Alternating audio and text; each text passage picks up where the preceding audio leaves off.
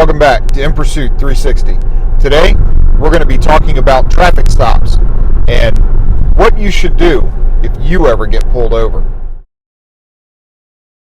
Alright, so we're here talking about traffic stops today on In Pursuit 360. I actually had a request on a comment asking about what should you do if you're a concealed handgun permit holder and you get pulled over by the police.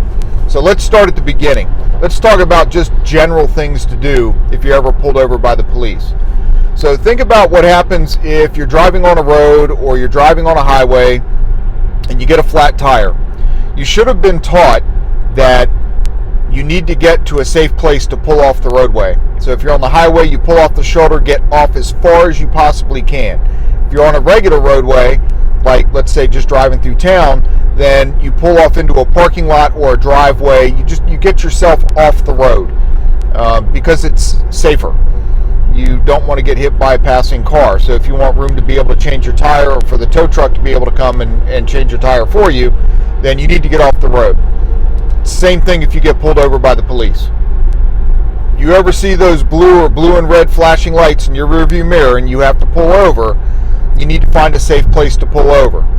Slow down, put your hazard lights on, let them know that yes, you see them and you're going to pull over as soon as you find a safe spot. No police officer is going to get mad at you if you take an extra half mile to find a safe place to pull over, because really what you're doing is you're looking out for the safety of the officer. It's also safety for you to make sure you don't get hit by a passerby, because people love to looky-loo and see what's going on. Ooh, who got pulled over? I wonder what happened with that. Are they getting arrested? Anyway, so find a safe spot. So if you see the lights, look for a safe place. If you have to drive a little bit further, slow down, hit your hazard lights, find a good safe place to pull over, and then what comes next? So there are a couple of different things that you can do. One, you can put both hands up on the steering wheel, usually with your fingers spread out. That way when the officer comes up, he can very clearly see your hands, knows that there's at least a little bit of safety there. If you have a passenger, have your passenger put their hands up on the dashboard. And it's not that you're assuming that you're automatically guilty. You know, oh, if I don't do all this stuff that you're talking about, the cops are going to think that I've done something. No, it just kind of puts the officer at ease a little bit if they can see your hands. The only thing that's going to hurt an officer comes from the hands. The hands are what hurt people. So by putting your hands where they're clearly visible on the steering wheel, or your passenger up on the dash, or your backseat people, at least their hands in their lap with their hands out, or up on the back of the seat, something where the officer can see what's going on, then that'll make that officer just a little more comfortable. Now, they're still going to be vigilant. They're still going to be paying attention. They're still going to be standing behind the doorpost right here. They're still going to be safe, but at least it makes them feel a little safer. What I do, and yes, I have been pulled over, I will actually put my window down and put my hands resting outside of the window so the officer can see him as he's walking up to the car. That's just what I do. It's just that little bit of comfort, hopefully, to that officer, knowing that they're going to be able to approach and they're not going to have to worry about you doing something when he gets up to the car. Traffic stops are probably the most dangerous thing that law enforcement does. Every stop is different, and every stop is an unknown. I mentioned it before in one of the prior videos. The bomber was caught because he had a taillight out. So you don't know what you're getting into. So do what you can to try to make that officer feel more at ease. If you're getting stopped at night, there are several impersonators out there. So if you want to continue to drive to find a well-lit or a public place, the officer will understand that. Again, hit your four-way signals. Slow down. Go below the speed limit. And just let them, it kind of tells them that you're looking for a safe place to pull over. No officer should get upset with you for that. Now, if you have a concealed handgun permit, and we'll go with that one first.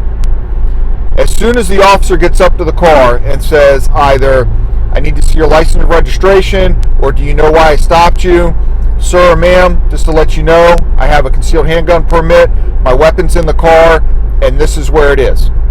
Let them know where it is, let them know you have it. In Virginia, it's actually required by law that you notify a police officer if you are carrying and you have a concealed handgun permit. You have to tell them. So just let them know right from the get-go. Hey, and a guy I know at work actually said that he'd gotten pulled over, and he explained, I have a concealed handgun permit, it's in my door. If you want to open the door and take it, you can. He had his hands up on the steering wheel. He says, whatever makes you feel comfortable, I'm willing to do. That is a very wise decision. That's exactly what you want to do. Tell the officer right away that you have a concealed handgun permit and that the weapon is in the car and where it's located. Then the next step is they're going to ask you for your license and registration. So I'll let you know, my wallet's in my back pocket. I need to reach for it. It's on my right side. And they'll say, okay, go ahead and get it. Sir or ma'am, my registration's in my glove box right over there. I'm going to have to open my glove box to get it. And they'll say, go ahead and get it. So let them know what you're going to do. The worst thing you can do is start jerking around in your seat, reaching down. Nothing makes the hair on the back of the officer's neck stand up than you suddenly reaching somewhere. Now, they've asked for your license. They're going to expect you're reaching for your license, but at the same time, they have to be prepared in case it's something else. So communicate. And whatever you do, don't try to BS the officer. They know exactly why they stopped you. They know exactly probably what they're going to do. And you are not going to be able to lie or trick your way out of anything. So just do as you're told and don't argue with the officer. Another situation that you may run into, Maryland as an example. Maryland concealed handgun permits are very hard to get. But you are allowed to transport your weapons back and forth to the range, but they have certain requirements. The weapon can't be loaded. The weapon and the ammunition have to be in separate parts of the vehicle where you can't get a hold of it. Look up your state laws, figure out what the requirements are for either concealed handgun permits or for transporting a weapon, and make sure you follow those. And then be very honest with the officer if you get pulled over. Hey, I'm on my way to the range. My gun is in a case in the trunk. My ammunition is in a box in the back seat on the floorboard. So that way you're telling them, I'm complying with the law. These weapons are in the vehicle, but I don't have access to them. So those are just some tips on what to do if you get pulled over by law enforcement. Go ahead and leave your comments below. Don't forget the subscribe button. Mash that like button for me. I'll see you next time on In Pursuit 360. Be safe out there.